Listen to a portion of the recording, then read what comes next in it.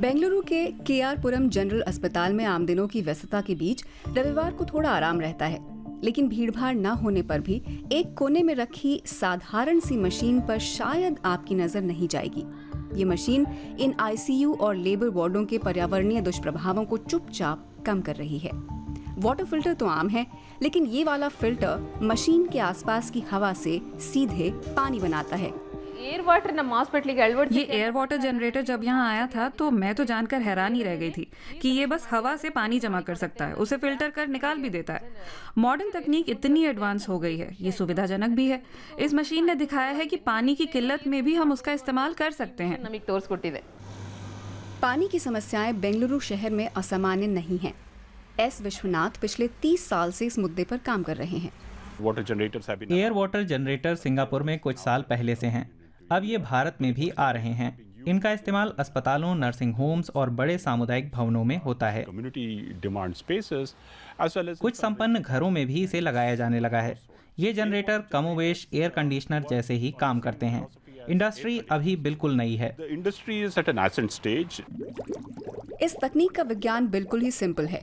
एक खास तापमान पर, जिसे ड्यू पॉइंट कहते हैं, हवा में जमा भाप सघन होकर लिक्विड में तब्दील हो जाता है। उसमें फिर जरूरी मिनरल्स मिलाकर उसे पीने लायक बनाते हैं।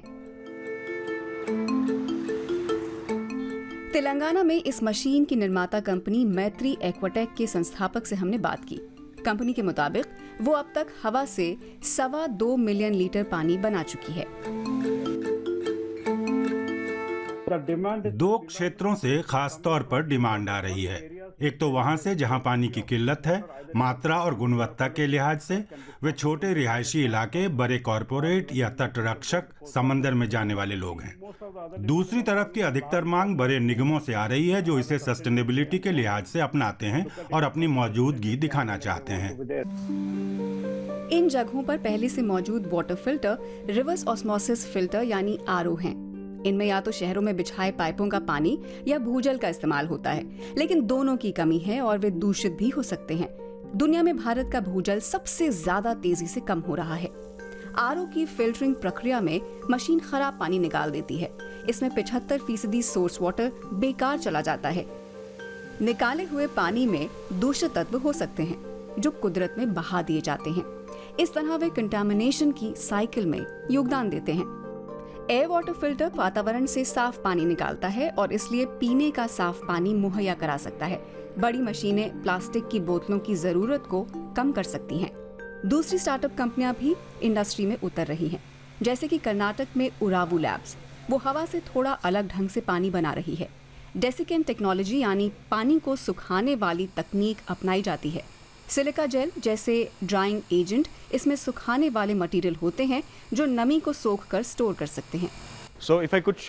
ये देखिए, वो मशीन जो हवा से पानी पैदा करती है। हवा मशीन से खींच रही होती है तो उसी दौरान एब्जॉर्ब करने की प्रक्रिया होने लगती है। इसमें डेसिकेंट मटेरियल हवा से नमी खींचता है। हम उसे दूसरी मशीन में डाल देते हैं, जिसे डिसॉर्प्शन मशीन कहते हैं। पहले सोखा गया मटेरियल भाप के रूप में जमा हो जाता है। ये पानी जो हम बनाते हैं दरअसल प्रकृति में डिस्टिल्ड होता है। अब पानी एक साफ और अक्षय स्रोत से मिल रहा है, तो कंपनी इसे कांच या प्लास्टिक की बोतलों में भरकर बेच रही है। रेस्टोरेंट से उनका टाई अप रहता है।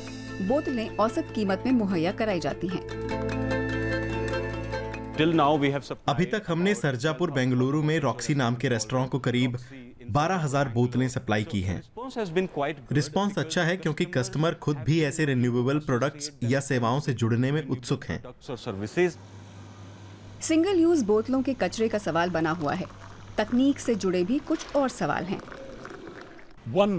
एक बात यह है कि एक बंद वातावरण से बहुत ज्यादा वाष्प खींचने की आशंका रहती है। इसका मतलब अगर बड़े पैमाने पर एयर वाटर जनरेटर इस्तेमाल किए जाते रहे तो नमी का स्तर गिर सकता है।